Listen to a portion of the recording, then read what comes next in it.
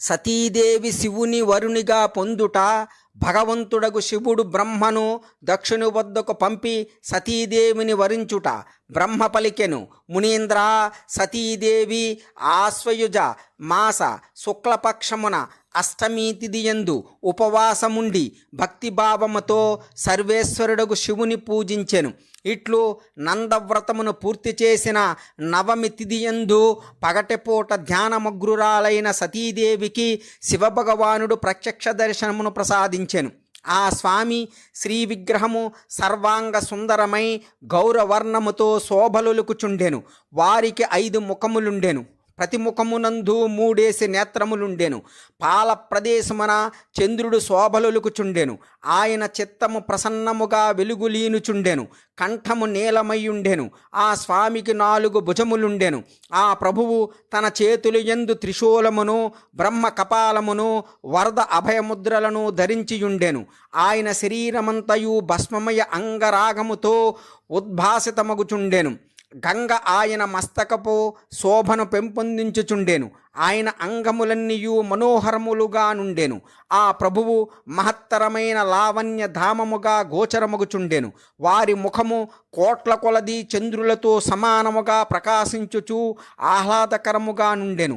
ఆ ప్రభువు అంగముల కాంతి కోటి కామదేవతలను తిరస్కరించునిదిగా ఉండెను. ఆ స్వామి ఆకృతి సమస్త స్త్రీలను మోహింపచేయునిదిగా నుండెను. అట్టి సౌందర్య మాధుర్య సమ్మిళిత ప్రభువుకు మహాదేవుని ప్రత్యక్షముగా చూసి ఆ స్వామి చరణములకు సతీదేవి ప్రణమిల్లెను. అప్పుడు ఆమె తల సిగ్గుతో నమ్రమయ్యుండెను. తపఃపుంజఫల ప్రదాతయగు మహాదేవుడు తన కొరకే కఠిన వ్రతమాచరించు సతీదేవిని పత్నిగా చేసుకుని స్వీకరించు కోరిక కలిగి కూడా ఆమెతో ఇట్లు పలికెను. మహాదేవుడు నుడివెను, ఉత్తమ వ్రతమును పాలించు దక్షనందిని, నేను నీ ఈ వ్రతముతో మిగుల ప్రసన్నుడనైతిని కనుక ఏదైనా వరమును కోరుకొమ్ము, నీకిష్టముగు వరమునే నేను ప్రసాదించెదను. బ్రహ్మ పలికెను, మునీంద్ర, జగదీశ్వరుడగు మహాదేవుడు సతీదేవి మనోభావము నెరిగినప్పటికీ ఆమె అభిప్రాయమును తెలుసుకొనుటకు ఇట్లు పలికెను, ఏదైనా వరమును కోరుకొనుము. కానీ సతియందు లజ్జాభావము ప్రస్ఫుటమగుచుండెను కనుక ఆమె తన హృదయమునందున్న భావమును స్పష్టమైన శబ్దములతో చెప్పలేకపోయెను. ఆమె అభీష్ట మనోరథము సిగ్గుచే కప్పబడియుండెను. ప్రాణవల్లభుడగు శివుని ప్రియవచనములను విని సతీదేవి అత్యంత ప్రేమ మగ్నురాలయ్యెను. ఈ విషయమును తెలుసుకుని శంకర భగవానుడు మిగిల ప్రసన్నుడయ్యెను. ఆయన శీఘ్రముగా పదే ఇట్లు చెప్పసాగెను, వరమడుగుము సత్పురుషులకు ఆశ్రయుడును అంతర్యామియునగు శంభుడు సతీదేవి భక్తికి వసుడయ్యెను. అప్పుడు సతీదేవి తన లజ్జను ఆపుకుని మహాదేవునితో పలికెను, వరమును ప్రసాదించు ప్రభు, నా మనోవాంఛిత వరము నొసగుడు, అది దాటరానిది. భక్తవత్సలుడగు శంకర భగవానుడు సతీదేవి తాను చెప్పదలుసుకున్న దానిని పూర్తి చేయజాలకున్నదని గమనించెను. అప్పుడు ఆయన స్వయముగా ఆమెతో ఇట్లు పలికెను, దేవి, నీవు నా భార్యవు అవుదువు. తాను కోరిన ఫలమును ప్రసాదించు ఆ స్వామి వచనములను విని ఆనందమగ్ధురాలైన సతీదేవి మారు పలకక నిలబడియుండెను. ఆమె మనోవాంఛిత ఫలమును పొందియున్నది కదా. అప్పుడు దక్షకన్య ప్రసన్నురాలై 2 చేతులు జోడించి తల వంచి భక్తవత్సలుడగు శివునితో పదే పలకసాగెను. సతీదేవి పలికెను, దేవాదిదేవా, మహాదేవా, ప్రభు, మీరు మా తండ్రి గారికి తెలిపి వైవాహిక విధానమున నా పాణిగ్రహణము చేయుడు. బ్రహ్మనుడివెను. నారద, సతీదేవి మాటలను విని భక్తవత్సలుడు మహేశ్వరుడు ప్రేమతో ఆమె వైపు చూసి ఇట్లు పలికెను, ప్రియురాలా, అట్లే అగుగాక. అప్పుడు దక్షకన్యయగు సతీ భగవంతునికి ప్రణమిల్లెను. భక్తితో ఆ స్వామి నుండి సెలవు గైకొనెను. వెళ్ళుటకు అనుజ్ఞను పొంది మోహానందములతో కూడిన మనస్సుతో ఆ దేవి తన మాతృగృహమునకు వెళ్ళెను. భగవంతుడగు శివుడు కూడా హిమాలయములందలి తన ఆశ్రమమునకు చేరుకొనెను. దక్షకన్యయగు సతీ వియోగముతో కొంత మానసిక అలజడికి లోనయ్యెను. ఆమెనే చింతన చేయుచుండెను. దేవర్షి తదుపరి మనస్సును ఏకాగ్రమును చేసుకుని లౌకిక గమనమును ఆశ్రయించి భగవంతుడగు శంకరుడు మనస్సును నన్ను స్మరించెను. త్రిశూలాధారియగు మహేశ్వరుడు స్మరించగనే ఆ స్వామి ఫలసిద్ధి కొరకు వెంటనే నేనా ప్రభువు సన్నిధిని చేరితిని. నాయనా, హిమాలయ శిఖరము మీద మహాదేవుడు సతీ వియోగమును అనుభవించుచు విద్యమానుడై ఉండెను. నేను సరస్వతితో కూడి ఆ స్థలమునకు వెళ్ళి తిని దేవర్షి సరస్వతీ సహితుడనైన నన్ను ఆ స్వామి చూచెను. ప్రేమ వలయమున బంధింపబడి శివుడు ఉత్సాహముతో ఇట్లు పలికెను.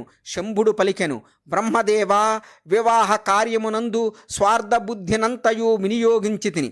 అప్పటి నుండి స్వార్థమునందే సత్యమున్నట్టు నాకు గోచరించుచున్నది. దక్షకన్య సతి మిగుల భక్తితో నన్నారాధించినది. ఆమె చేసిన నందవ్రత ప్రభావమున నేను ఆమె కోరిక తీర్చుటకు వరమునిచ్చెదనని ప్రకటించితిని. బ్రహ్మదేవా, అప్పుడు ఆమె మీరు నా భర్త కండు అని నన్ను వరము కోరికెనెను. అప్పుడు నేను ఆ మాటలను విని మిగుల సంతుష్టుడనైతిని. నీవు నాకు పత్నివి కమ్ము అని కూడా నేను నుడివితిని. అప్పుడు దాక్షాయని సతీదేవి నాతో పలికెను, జగత్పతి, మీరు ఈ విషయమును గూర్చి నా తండ్రికి తెలుపుడు. వైవాహిక విధానమున నా పాణిగ్రహణము చేయుడు. బ్రహ్మదేవా, ఆమె భక్తికి సంతసించి నేను ఆమె ప్రార్థనను స్వీకరించి తిని. విధాత, అప్పుడు ఆమె తన మాతృగృహమునకు వెళ్ళిపోయెను. నేను ఇచ్చటకు వచ్చి తిని. కనుక ప్రస్తుతము నీవు నా ఆదేశానుసారము ఆమె ఇంటికి వెళ్ళుము. దక్ష ప్రజాపతి శీఘ్రముగా నాకు కన్యాదానము మరణించు ప్రయత్నమును చేయుము. ఆయన ఆజ్ఞాపించిన వెంటనే నేను కృతకృత్యుడనై ప్రసన్నుడనైతిని. భక్తవత్సలుడగు విశ్వనాథునితో ఇట్లు నుడివితిని. నేను బ్రహ్మను పలికితిని, ప్రభు శంభు, మీరు చెప్పిన దానిని చక్కగా ఆలోచించి మేము ముందే దీనిని నిశ్చయించితిమి. వృషభధ్వజ, దీని యందు ముఖ్యముగా దేవతల యొక్క మరియు నా యొక్క స్వార్థము కూడా కలదు. దక్షుడు స్వయముగా నీకు తన పుత్రికను ప్రదానము చేయును. కానీ మీ ఆజ్ఞతో నేను కూడా అతనికి మీ సందేశమును వినిపించెదను.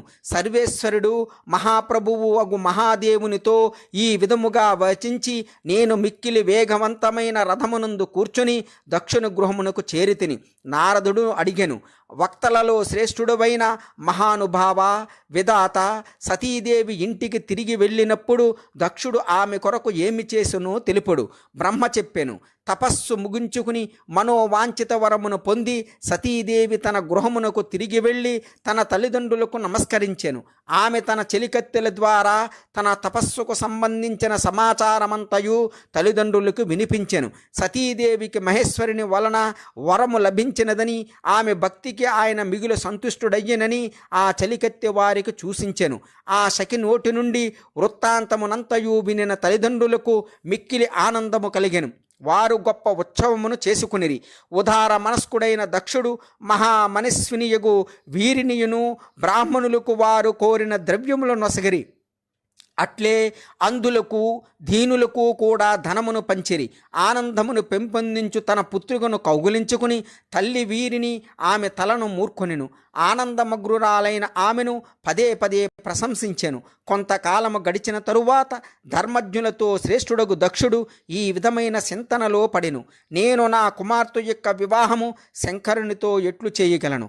మహాదేవుడు ప్రసన్నుడై వచ్చియుండెను, కానీ ఆయన వెళ్ళిపోయెను. ఇప్పుడు నా కుమార్తె కొరకు ఆయన మరలా ఇచ్చటకు ఎప్పుడు వచ్చును? ఎవరినైనా వెంటనే భగవానుడైన శివుని దగ్గరకు పంపుటయును సముచితమనిపించదు. ఎందుకనగా నేను ప్రార్థించినప్పటికీ కూడా ఆయన నా కుమార్తెను పరిగ్రహించని ఎడల నా విన్నపము నిష్ఫలమగును. ఈ విధముగా చింతించుచున్న దక్ష ప్రజాపతి ఎదుట నేను సరస్వతితో కూడి ఆకస్మికముగా ఉపస్థితుడనైతిని. తండ్రినగు నా రాకను చూసి దక్షుడు ప్రణామమొనరించి వినీత భావముతో నిలుచుండెను. అతడు స్వయంభూనైన నాకు ఆసనమును సమకూర్చెను. దక్షుడు నా రాకకు కారణమడగగా నేను జరిగినదంతయు అతనికి వివరించితిని. ప్రజాపతి, భగవంతుడగు శంకరుడు నీ కుమార్తెను పొందుటకు నిశ్చితముగా నన్ను నీ చెంతకు పంపెను. నీవు ఈ విషయమున ఉత్తమ కార్యమునకు శుభముహూర్తమును నిశ్చయింపుము. సతీదేవి వివిధ భావములతో సాత్విక వ్రతము ద్వారా భగవంతుడగు శంకరుని ఆరాధించినది. అట్లే ఆ స్వామి కూడా సతీదేవిని ఆరాధించెను. కనుక దక్ష, భగవంతుడగు శివుని కొరకే సంకల్పించిన ప్రకటితమైన నీ కుమార్తెను ఆలస్యము లేకుండా ఆయన సేవయందు నియమింపుము. దీని వలన నీవు కృతకృత్యుడవయ్యెదవు. నేను నారదుని వెంట వెళ్ళి వారిని నీ గృహమునకు తీసుకుని వచ్చేదను. నీవు ఆ స్వామి కొరకే జన్మించిన నీ కుమార్తెను ఆయన చేతులలో పెట్టెము. బ్రహ్మ పలికెను, నారద, నా ఈ వచనములను విని నా కుమారుడగు దక్షుడు మిగుల సంతసించెను. అతడు అత్యంత ప్రసన్నుడై ఇట్లు పలికెను, తండ్రి, అట్లే అగును మునీంద్ర. అప్పుడు నేను మిగుల హర్షించితిని. అచట నుండి లోక కళ్యాణ తత్పరుడైన భగవంతుడు శివుడు మిగుల ఉత్సాహముతో నా కొరకు ఎదురు చూసిస్తున్న స్థలమునకు వెళ్ళి తిని, నేను తిరిగి వచ్చినప్పుడు తన భార్యతోనూ పుత్రికతోనూ దక్ష ప్రజాపతి కూడా పూర్ణకాముడయ్యెను. అంతేగాక అతడు అమృతము తాగి తృప్తిని చెందినంత సంతుష్టుడయ్యెను. సతీదేవి శివుని వరునిగా పొందుట.